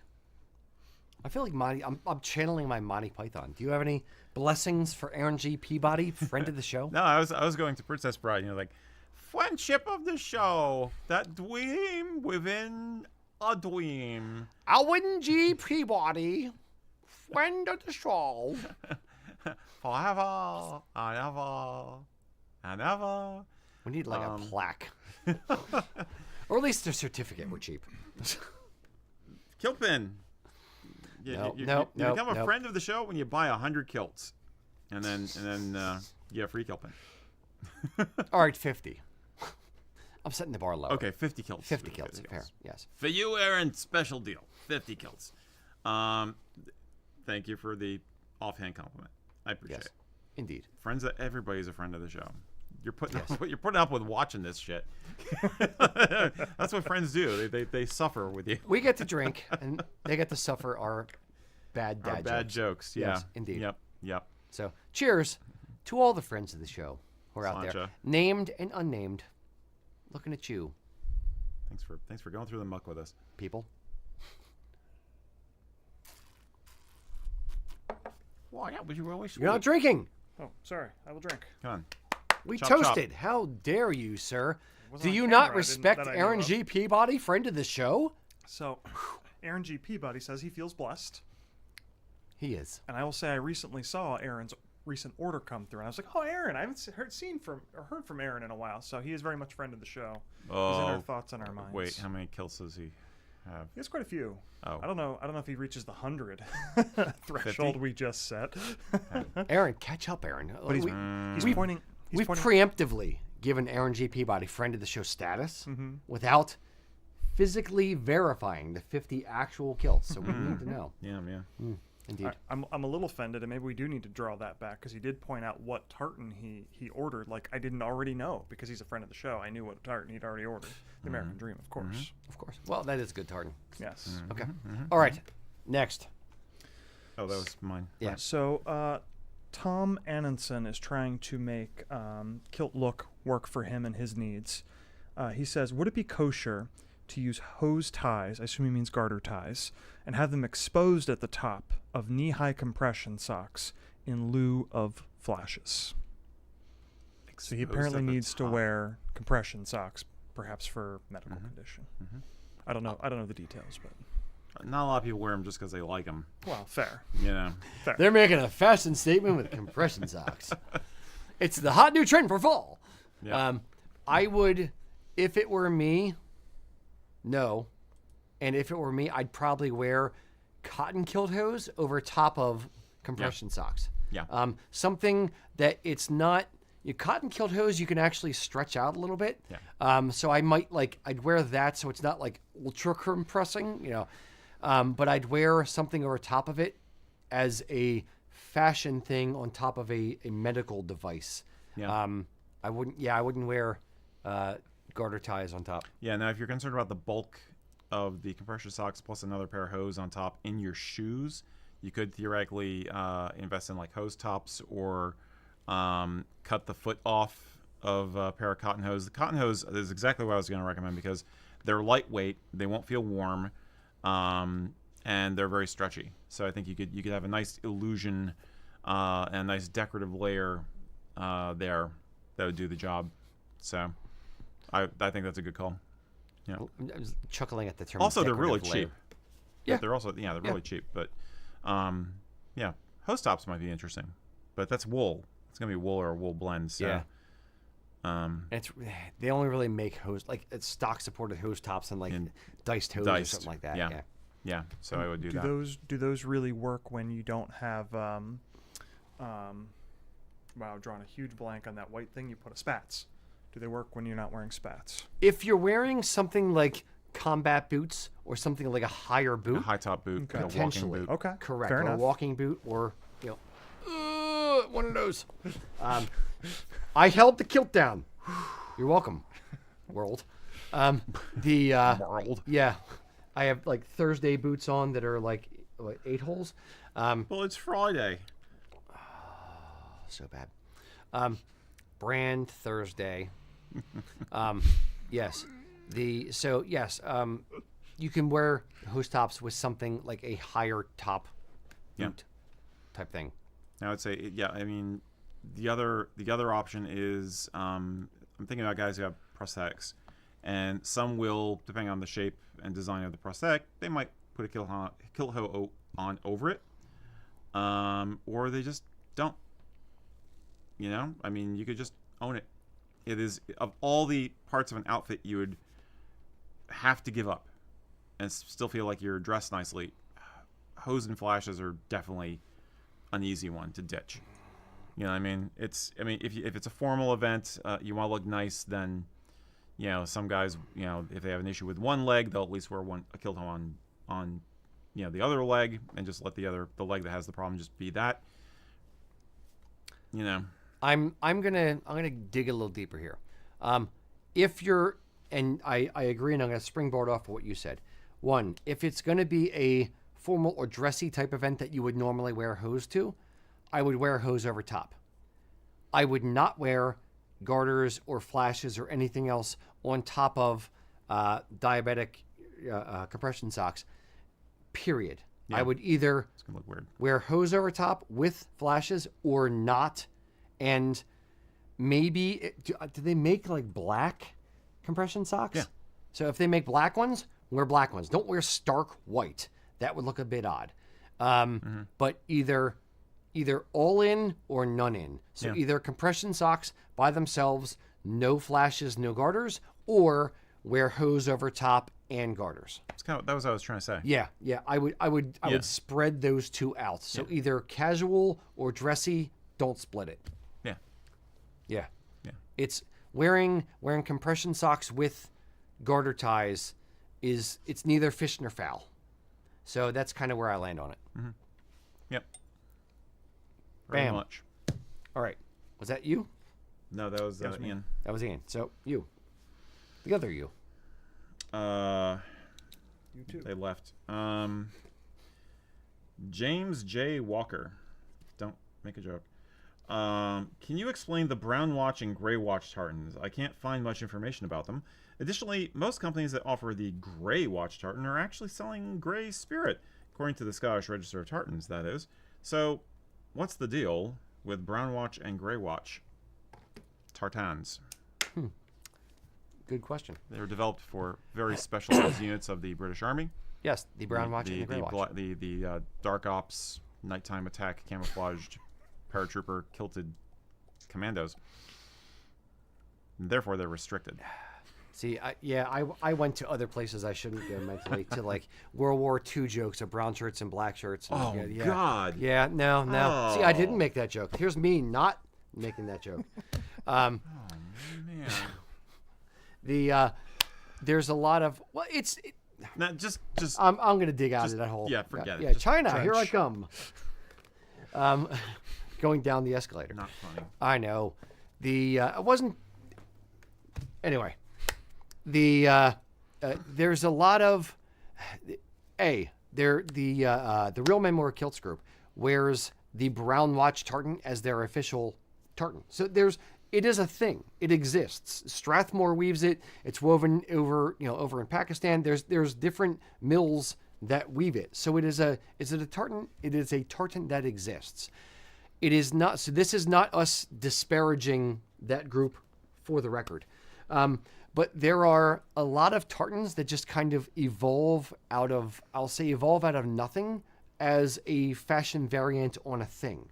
I'm going to throw things around. Excuse me while I whips this out. Exactly. Gray watch is, there's like different names for it. Brown watch is an officially registered Scottish Register of Tartans thing. So here's the notes from the Scottish Register of Tartans on brown watch. Syndex notes say that product of J&D patent of Tillicountry. So J&D patent of Tillicountry designed the tartan. Frankly, if I had to guess, it would be, I have no idea who that is. None. If I had to guess, it's a company that said, we like black watch, but let's move that, let's get the navy out of there and just make brown, because we want something green and brown. Okay. Boom, done. And then they wove it, and it became a thing. So, the notes on that, for the record, predate the Scottish Tartan Register, or the Scottish Register of Tartans, probably even back pre-STA, Scottish Tartans Authority, where they were just really just trying to scramble and find all the tartans that exist, find a little bit of information about them, and record them for posterity. So it's not something it is steeped in meaning and history. It's not a clan tartan. It's not a newer fashion tartan that has meaning behind it, a la American Dream, Nordic Heritage, things like that. It is not. It is more the third category of a tartan that exists as a fashion tartan that's kind of been accepted and then cataloged within the Scottish Register of Tartans. So it's nothing. Yeah. There's nothing wrong with it, but it is not something that means something. It doesn't have a whole lot of meaning behind the design. It might now to like the Real Men Wear Kilts group, but it's not a tartan that was designed for any reason other than these colors look good. Let's put them together and put it out. It's a product. Yeah, it's a product. But not all variant tartans happen like that, right? There's some tartans out there that have clan names which are not based even on the clan. Is that correct? What do you mean? Give me an example. Like Carnegie of Skibo. Right. Well, yeah, exactly. Where like they like, I get the impression that sometimes, like, especially companies overseas, will design a tartan and they give it a clan name to try and give it some extra, extra marketing boost or something like that. It's happened on occasion. It's not a widespread pandemic of mills, co-opting clan names. The example that comes to mind for me is like Hamilton Gray. Where there's companies out of Pakistan calling actually two different tartans Hamilton Gray because it's like a bunch of gray different things, but it's not an actual Hamilton tartan, not and officially approved by the Hamilton clan chief type thing. I don't know if Hamilton has a current clan chief for the record. So there's nuance to it, but for Brown Watch specifically, they're using Black Watch as the base and then calling it Brown Watch because they're just replacing the navy with brown. Okay. So it's to some degree, it's how tartans evolve. It's how fashion plays within it. So are they wrong for doing that? No, because they're not calling it Black Watch and bastardizing it. They're calling it a different thing. Now they're aping the Black Watch tartan. So if you want to take issue with it, you could take issue with it under that premise, but it's nothing that hasn't been done before. And there's clan tartans which ape the Black Watch tartan. If you look at Lamont or Forbes or Mackenzie or Robertson Hunting, there are all of these clan tartans that start with Black Watch as a base and then play with a stripe here, a white stripe here, a red stripe there, and that kind of thing, and play within it and evolve into their own thing. So this is just its own thing, just within a fashion setting that has nothing to do with a clan. Weren't there a couple that basically just out and out said, okay, Black Watch is going to be our hunting tartan? Yeah, Campbell, Monroe, or Sutherland. Campbell, of course. Yeah. But, Sutherland. Yeah. There's three that I can think of off the top of the dome. But there's nuance within it. But those are using the actual Black Watch tartan, like in its actual, exact set. Yeah. Just an ancient variation versus modern. It has the Hanukkah Donica from the clan chief saying, yeah, we're going to call this our hunting tartan. Correct. Just because we like it or whatever. Correct. But the one that confuses me though is those tartans where it's like Hamilton Azure and somebody out there is going to think that it's like, oh, I don't really like the main version of my clan tartan. I'll wear this one instead. And then they're going to show up wearing something that all the other Hamiltons are like, that's not our tartan. Yeah. There's that kind of bothers me. Yeah. And there's that's not just, I will not throw Pakistan firmly under the bus. For Hamilton, I will. But there are other mills who have done that, non-official clan tartans. Macmillan Black is one that comes to mind. That is just a fashion tartan that was given the name Macmillan, but it is not official given the Which blessing. I like. Yeah, I know it's a nice looking tartan. Yeah. Campbell of Loudon is not one, or no, check that. Campbell of Argyll is one that is not an officially recognized Campbell tartan from the Campbell clan chief, but it exists, and a bunch of different mills, Scottish mills, produce it as a stock supported tartan, but it has not been given official blessing. So it will evolve over time, and through wanton usage and or through commercial demand of people saying, well, I want a tartan for this thing, it will go. And black watch, or brown watch, excuse me, is one of those that just kind of, it's cool. It's black watch, but brown, new and improved. So it exists, and it's woven from a couple of different mills, and it's just, become part of the thing. So, yeah. Yep. That's how it evolves in general, and it's not good, it's not bad, it's just it is what it is. Yeah. I would say when they're screwing around with clan tartans, it's a little more bad in my mind because they're trying to hook onto a clan name. Yeah, that's my point. But for something like Black Watch, Brown Watch, I'm a little bit less concerned about it. Although it is just a fashion tartan. So you'd be okay with Isle of Skye pink? Well, Rosemary Samuels may not, the designer of it. It depends on how official a status the thing has. Yeah. I'll start there. And I will end with, you can do something more interesting by doing it yourself and by giving it meaning. So for, why buy a tartan that has just a fashion variant if you can design something and give it a meaning? Well, price, that would be one reason. But if there are universal tartans with meaning and then universal tartans with no meaning, I would tend towards something with meaning. If there's but if it's not in a color palette, or if I'm only looking for it, let's put it this way. If I'm in Scotland, I'm using this as a specific example because that's what a lot of them do nowadays. Okay. If I'm in Scotland and I'm looking to rent a kilt for my wedding or hire a kilt, and my bride says, well, our colors are blue and gray, and oh gee, there's Highland Granite blue, or there's Hebridean blue tartan that is available from the company that I'm looking to rent the kilt from, great, then that's the one I will do. There's no meaning to it. It's just a fun little design that a mill or the tartan, the hire place, the rental place, made up and then put into their range. Sure, there's no meaning to it, but it matches the colors, fine. But if I'm going to buy something for myself, I'd rather have it have some kind of meaning. Okay.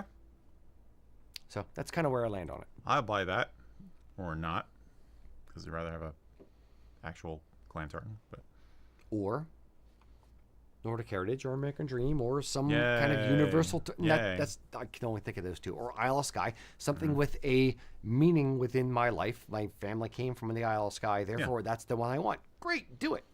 Cool. Yep. Boom, done. That's all I have to say about that. Bam. It's a good question. Answered, asked, and answered. Cool. All right, was that you or him? That's him, or it's his turn. Yes. So we have a question from Twitch. Still can't do that. Twitch. Wolf Warden wants to know, how historically accurate and or what are your thoughts on fur-lined kilts and sashes for cold weather? He's specifically thinking about Jason Momoa's show on Netflix called Frontier as his reference point. What? Fur-lined kilts. Kilts and or sashes. Did Jason Momoa wear a fur-lined kilt? I have not seen I don't show. know what he's talking about. Me neither. What's this movie? Frontier? Frontier. I think it's a show, but yeah. Any of the media Fur-lined kilts. No. 0. Yeah. That's how historically accurate it is. Yes, they're lined with sheep fur. But to make it, they weave it together very carefully. And Sometimes they color it. Yeah, I was gonna say even make colors and patterns within the colors. It's crazy. Oh my god. Yeah. Nope. Not at all. It's not a thing. Don't make it a thing. Not a thing. No. Just no. Maybe if you're wearing it regimental, I'm gonna go a little blue. If you're wearing it regimental, and the nether region, your bits and bobs, so to speak, or a bit sensitive, and you need some mink fur. But yeah, you don't need fur under the kilt. No, I've never heard that. No, that is I haven't either. That is patently ridiculous. Yeah, It's like a hair shirt. It's like you've been a bad boy, so you gotta wear Gotta wear the scratchy stuff under your. I have a kilt. hair shirt. And so- That's her suit. Oh, Her sorry. suit, I Sorry. believe is I'm the only expression. familiar with the aesthetic of the show. I haven't watched any of it. What but aesthetic? You just proved it doesn't have an aesthetic. I don't think he wore a kilt in that show, to the best of my knowledge. Maybe Oh, okay. a So sash Matt or is saying something. you didn't wear a. More of a scarf. He is a fur trapper in that show. It's Yeah. set in like Oh. colonial Canada. Yeah. Oh, So I think he's just wearing fur. well, Okay. yeah. Uh-huh. Yes. Yeah. So beaver lined. I'm Kilts is leaving our all next- the beaver jokes out of the show, for God. the record. along with the American accessories and the two-toned hose. Pretty soon, beaver and mink lined kilts coming from USA Kilts, because Lord knows kilts aren't expensive enough. No, you put the animal fur on the outside of the kilt, on the Sporran, not on the inside. You have it on backwards and inside out. There are various traditions and techniques of using animal pelts for insulative or waterproofing purposes. I've never seen them combined with a kilt because wool, especially in a historical context, has lots of lanolin in it, is naturally waterproof and insulating and keeps you warm even when it gets wet. So why would you bother? I will also say this. Momoa is not a surname commonly found in Scotland. Yeah, he's So- an actor. Come on. I know, I'm joking. He's a cool yeah. guy. No, I dude. like Jason Momoa. I think he's funny as hell. Mhm. Yeah. Yeah, no. And dreamy. Just don't do it. Yeah. No, don't wear it. No. Not a thing. Don't make it a thing. I will not make it a thing. I think he was ever. trolling us. I think he just asked us that to see us react. It's possible. You son of a bitch. I'm gonna get him with this one. Got me. Testing our knowledge of Highland wear. That was an Imagine easy like one. puffing the kilt out too. Just like you know, like look like those guards from the Wizard of Oz with the big poofy pants, you know, walking around like No. what? No, What's no. under your kilt? A whole sheep, actually. Two beavers and a badger. That's creepy. All right. Shut up. Yeah. Ian. Eric, wait, what he is. no. What he is. Okay. Please. Oh man. We'll do one more from you and Now I one gotta more see from the him. show though. See what the what. Yeah, I know. is. Now I'm curious. He did apparently add Wolf Warden, the guy who asked the question, that there were apparently Scottish trappers that maybe made an appearance in the show that maybe wore what he was describing. Well, that's Hollywood. But we'll have to look into it further. That's bullshit. It's like, to oh, they're see it. Scottish. Let's put them in kilts. If it's one of those like necessities, the mother of invention. I'm in Canada. It's the Arctic tundra. I'm trying to trap seals and other animals. Yeah, and, show me and I'm the cold and documentation dying. of any No, fur no, no, no, trappers no. wearing Like- tartan kilts. Okay. No, I'm not saying documentation. I'm saying like if I'm going to freeze to death and I'm gonna like, kill animals, reverse it, and make it into leggings, and then wear a kilt over top of it, just to stay warm, so I don't get frostbite on my dangly bits. Sure, but that's not something that's like is done. It's something that like maybe one guy who's about to die and lose his manhood may have to have had done. What period is the show set in? I would assume 1800s, 1700s. Pre-revolution. Pre-revolution. Okay. Okay. Pre-American Revolution. Yeah. Which Canada hasn't had a revolution yet. Come on, Canada, catch up. Yeah. All right, next. Okay. Hollywood. Totally Braveheart that one. I'm sorry. Yup. All right. Angel Ortiz. Being new to being a serial kilter, hashtag serial kilter, guys, I sometimes find navigating the do's and don'ts a bit daunting. I admit that finding you guys has been a blessing and really got me into it. Thank you very much. Blessing. Air quotes. Here's my question. Is it okay to just have one simple day Sporran to use for all times other than formal events? I've seen some places say that a day Sporran is for use during the day, and if going out at night, you must have a dresser Sporran. So he's saying, can you get away with a single Sporran for almost everything except a formal occasion? Or do you have to change after 6? Yes, indeed, quite. Yes, no one wears white after Labor Day. It depends on the event. Don't think of the after 6 as a hard rule unless it is formal, in a dressy type setting. If I'm going to a concert and the concert starts at 7 p.m., I am not going to wear a dress sporran. I'm going to wear a day sporran, and I'm going to wear a concert shirt, and I'm going to wear my kilt, and I'm going to wear combat boots. You're talking about a rock concert. Yes, exactly. If I'm going to the opera after 7, then yes, maybe I'm going to wear a Prince Charlie and a dress sporran. I don't know. I don't go to the opera. These days, usually just a suit. So Yeah, nice indeed. day wear But or an Argyle. It's, I would say you start with the context of the event, and then if it is formal or very, very dressy, then I would apply the rules of what you wear after 6 versus before 6. Yeah, pretty much. I think there is some precedent of people wearing the same sporran they always wear, but they take care of it. It was a good quality sporran to begin with, and they take care of it, and then we use it for everything except absolutely formal things. And when they're dressing up, it's the rest of the outfit that clues you in that they're more dressed up. I mean, the obvious example being Prince Charles, now King Charles, with that hunting sporran of his from like 1962 or whatever, which he's worn for all kinds of occasions, not for anything where he'd be wearing a bow tie, but yeah, I mean, there's a lot to be said for having a high quality single sporran that you've taken good care of, and it becomes a part of you. Yeah, exactly. You know, and I have like one dress sporran that I'll use for very, very special occasions, but most of the time, not. So yeah, I'm actually like the sporran that I have on right now.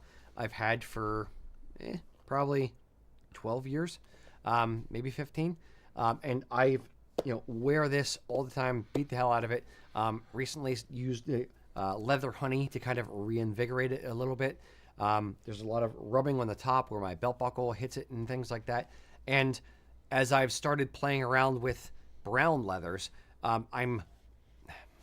won't say like jealous, but like I wish my brown leather sporrans had as much wear and character, so to speak, as my black leather sporran was, because I've worn it for so long. But yeah, I very much separate the two. If I'm going to be dressed formally, I would wear a nice dressy dress sporran, like less worn dress sporran versus my well-loved, well-worn everyday sporran. Yeah, and we usually say it's ideal to have at least 2 sporrans, maybe 3, but then to be honest, I mean, people just wind up collecting them because they're cool. Yeah, but it's maybe 27. You can totally get away with a single sporran for a lot, most of your life, I would say. You can wear. Let me do the scale of formality, so to speak. If I like this day sporran that I have on right now, I could wear this, with a t-shirt and combat boots. I could wear it with a polo and kilt hose and that kind of thing. I could wear it with a tweed jacket and vest. Like, that is appropriate for all of those levels. If I'm wearing a Prince Charlie jacket and vest, then I would wear a dress sporran, because that is more appropriate for the formal end. But everything up to that, I could wear a day sporran for. Now, you might want to wear a hunting sporran or a semi-dress or something like that with an Argyle, and you could, or with a tweed jacket and vest, and you could, but a day sporran would be as appropriate for that. Now, that would stop, like hard stop, at Prince Charlie. Mm-hmm. Yeah. Cool. Nope. Indeed. That's all we got. So, cheers. All right, Ian, last one. What do you got? Oh, pressure. Gotta make Start a good thinking one. of the question of the day, because I have no idea what I'm going to ask. Me? Yeah, sure. Maybe. So Sam asks us. He says, I've seen kilts which use buttons to secure the garment around the waist instead of buckles. Mm-hmm. Is there any historical basis for this? Is it a good idea, or is it just a cheap substitute to be avoided? Say this again. Say the first part. So I've seen kilts which use buttons to secure the garment around the waist instead of buckles. Okay. When we first started, there was a company, Museum Replicas, I think it was. Oh God. Yeah. And they had a kilt that closed with buttons. I wouldn't do it. Now, historically speaking, kilts correct me if I'm wrong. Please jump in if I say something wrong. Kilts started off with essentially no closures. It just wrapped around and held on with a belt. Then there was fabric ties or grosgrain ribbon ties that you would tie on the side of the kilt. Yep. Then that evolved into a leather strap, like a single leather strap. And then it evolved eventually into like the 3, 1, 2, and 3 on the other side. Now, some people still prefer 2 straps versus 3. That's a whole different thing.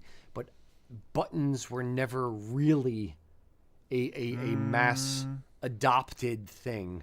Yeah, I get the impression that I mean, you're right. Okay. There is some. I believe there are some examples of button closure kilts back in the day, 19th century, early 20th century, maybe, but 19th century, because they were playing around with a whole bunch of different ideas. But I don't think they were ever the most popular option because they're harder to adjust. Yeah. So yeah, if you're trying to do a historical impression, you could research who had button closure sporrans when. Definitely Kilts, not so sporrans. Kilt. Sorry.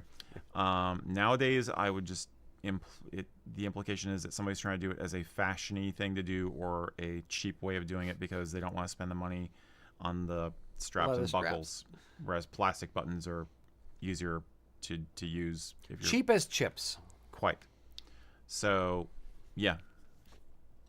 Were they a thing at one time? I think so. Because they tried just about everything for closing off kilts in the 19th century. But there's been a lot of experimentation. Yeah, a lot. Especially with closures on kilts. With pleating styles. Like, it's a garment that has evolved, and think of it like as a branch. It's gone down a bunch of different little tiny paths, but it's not lived down the branch for long periods of time. Yeah. It's evolved into a thing that the vast majority, like the kilt that you know of today, 3 straps, 3 buckles, pleats in the back, knife pleated, wool kilts are kind of how it is, where it has ended up now. Has there been other branches off that tree? Sure, but none of them have really stuck around too much, or they're minor branches off of the main branch. Box pleated kilts, military box pleated kilts, ties versus the leather straps. All these things have occurred, but they've never been mass adopted, and that's not how it's come to be now. Yeah. So I would, if you're seeing it for sale now, I would avoid it. Yeah. I would definitely avoid it. Go with a company that sells kilts with buckles and straps. 100%. Yep. Indeed. Okay. Here's the question of the day. I got it. Oh, you got it. Okay. I got it. I want to know. What theme, if you want to think of it as a theme, what theme kilt accessories do you want to see outside of Scotland or Ireland? Do you want to see more Welsh stuff? Do you want to see more Canadian stuff? Do you want to see more Nordic stuff? What do you want to see as a theme for your kilt accessories that doesn't currently exist? Or that exists, but they kind of suck and you want to see it done better? Let me know in the comments. I have a couple of answers for that. Same. I know. So do I. I have a lot of answers. Yeah, I have some really... There's only so much time and so much money in the world, though. All right, boys and girls, thank you for joining us. Until next time, Slanjava.